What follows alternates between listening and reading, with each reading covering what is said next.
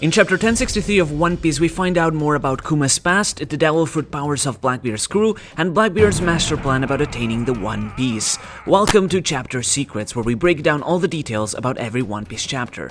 Let's begin. On the cover page, Cracker, who was dispatched to fight the two figures at Chocolate Town like we saw in a previous cover page, has been frozen over by the ice powers, likely that being Kuzan. According to Burley, it would seem like Pudding has been kidnapped by the two figures, which, given the end of this chapter, actually has some really horrible implications, as it means Blackbeard may now have access to someone who can read the poneglyphs, but more on that later. Going back to Atlas from last chapter, this chapter Atlas actually uses a first-person pronoun, being the common masculine pronoun, ore. As we mentioned, Atlas has a rather childish, short-tempered dialogue speech, on top of what sounds like words from Harima dialect native to the Hyogo region of Japan. At first, I assumed that Atlas was female given the skirt-like outfit, but given how Luffy wears a similar one this chapter, I wonder if Atlas is perhaps a boy given the young age. While we have had female characters like Big Mom using the pronoun ore to denote more assertiveness and masculinity before, it is still predominantly used for males, so it's hard to pin down Atlas's gender so far to be precise, since it's not specified and the look is a little bit androgynous. While I'm at it, the fact that Atlas has bovine-like ears makes me wonder if they're meant to be themed after a cow, hence why they have white and black hair, as the hair even seems pinched like cattle would. This might also explain why Atlas runs amok just like a raging bull.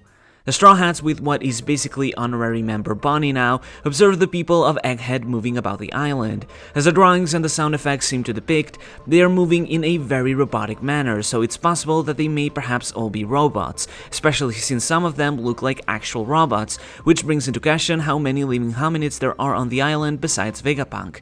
It's also worth noting how some of these robots appear to be very small, basically automata-sized, which might tie more deeply into how a scientist from Vegapunk's homeland was able to create automata despite them having been originally invented on the moon, which only strengthens the connections between Vegapunk and the moon. Interestingly, we see several writings on them which likely have to do with their specializations. These include linguistics, petrology, which is the study of stones and minerals, history, and civil. One of them also appears to be carrying what looks like a guitar case, which might suggest a study of music, potentially indicating that on Egghead, all types of sciences and arts are researched.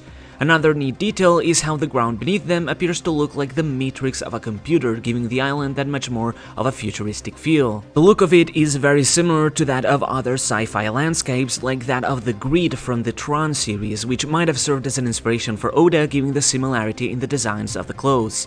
Speaking of which, Bonnie wonders how all these citizens can live in such a tropical climate with such heavy outfits, but as Luffy gets dressed by the automatic dressing machine, he realizes how these clothes have been designed to look heavy yet feel light and ventilated. On them we can spot the writing SSG, of course standing for Special Science Group, and on his arm is the writing Vega. Chopper similarly gets SSG on his outfit, whereas Bonnie gets VP, or Vegapunk. Speaking of the fashion machine, you can also spot SSG written on the side of it, as well as caution written on the doors to advise citizens to be careful not to get stuck in the automatic doors. Luffy, however, warns the group that Kuma is coming up, with the others mistaking it for an actual Kuma, or Wild the Bear, approaching them. This Kuma, being a modified pacifista, obviously not the original since it should be found in Kamabaka at the moment, has a police outfit as very clearly written on the chest, paired with a classic cop hat and sunglasses. On the hat, the star with stripes symbol can be seen again, and there's also another star on the belt, interestingly with two wings by its sides. On its arm, it has the writing SSG, while on its neck it has the writing PR. Luffy peers into the future and sees it charging at them, accusing them of not paying for the clothing and food. This explains how law enforcement works on the island, as robots like the Pacifista help patrol the streets. But of course, this leads to flaws, as it couldn't tell how Atlas was treating the Straw Hats, so it automatically identifies them as criminals. Bonnie reveals that Kuma is the father she was talking about, as she didn't specify last chapter, shocking the rest. Luffy actually calls her Bonnie since he learned after she corrected him last chapter and tries to rescue her from the Pacifista. We get a small glimpse into Bonnie's childhood, where we interestingly see a very young Kuma. He appears to wear a lab coat and professor-like glasses, which would perhaps hint at the fact that he too was a scientist. This would explain a lot of things, as it would suggest that Kuma perhaps was also a scientist with maths, since he seems to be wearing the exact same lab coat they did, also being a king just like Judge, which might allow us to peer into the reasons why he might have offered himself up as a weapon for the sake of the Pacifista project. This would would explain why Bonnie knew about Egghead, as she might have potentially grown up there, in part when Kuma was working as a scientist there. Again, it's worth reminding ourselves that in Sabaody, Kuma confirmed that he was working as a Shichibukai as an undercover Revolutionary Army agent, so the Pacifista project might yet serve a larger purpose to the army. We however quickly shift locations as we instead pop to one of the other 3 islands of the New World, where the Heart Pirates are suddenly ambushed by the Blackbeard Pirates. Teach himself strikes the water with his Gura Gura no Mi powers. The pressure of the quakes is so powerful that the Heart Pirates have no option but to surface, leaving them no escape despite having a submarine. Furthermore, the crew has been infected by Doku's powers, infected by a disease that turns them into women, turning Law into the female design Oda shared in an old SBS. Law however confirms that Delfruit powers can be negated if the user uses high enough haki, which was already alluded during the battle on the rooftop when Law couldn't switch Kaido or Big Mom, but it explains a lot of things on how broken powers can be limited. For example, Sugar's powerful Hobi Hobi no Mi powers would likely not work on someone like Kaido, stopping her powers from being broken enough to instantly defeat such a powerful enemy. It's revealed that this is the power of Doku's Dal fruit, the Shiku Shiku no Mi, or Sig Sig fruit, which allows him to create all types of diseases. Similarly, Van Augur has the Wapu Wapu no Mi, or Warp Warp fruit, which lets him warp things around pretty freely, and Burgess has the Riki Riki no Mi, or Power Power fruit, which gives him unimaginable strength and power, capable of lifting an entire mountain.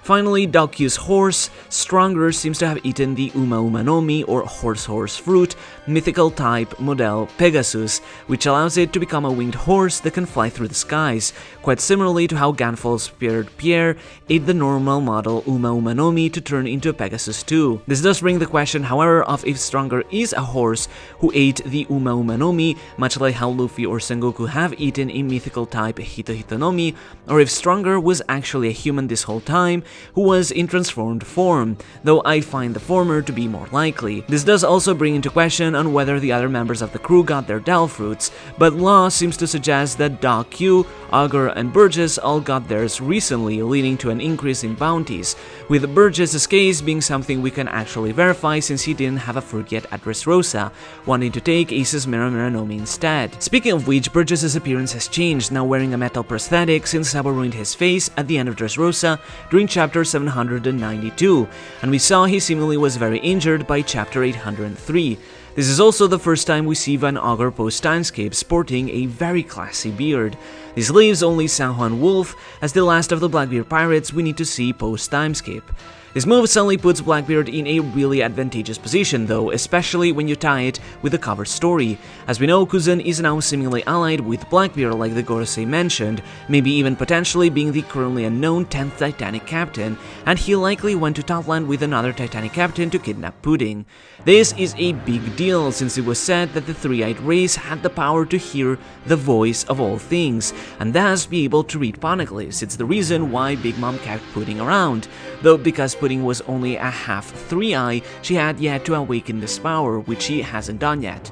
This is kind of a big deal because Robin is the only other person who can read poneglyphs, aside from Sukiyaki of course, though his existence isn't known to anyone outside of Wano. So Pudding could be exactly the key that Blackbeard needs to read the road poneglyphs, as well as any others he might have gotten his hands on, and might also serve as another reason for the Straw Hats to rescue her alongside Kobe. If Blackbeard defeats Law here, he would get access to at the very least the Wano Road poneglyph, and the Zou Road poneglyph, but it remains to be seen if the Straw Hats lend the Whole Cake Island Road poneglyph to him as well. Even if they didn't though, Blackbeard could likely get it from Whole Cake Island through Kuzan right now. They would have to deal with Katakuri in the way, even if I think Kuzan would ultimately win. This would put Blackbeard to a total of 3 road poneglyphs, but wait, since Law says, same back to you, winner takes all, would this imply that Blackbeard already possesses some sort of road poneglyph? Could he already be this close to Laugh Tale, spurring a final race to the One Piece? The finale is practically at hand.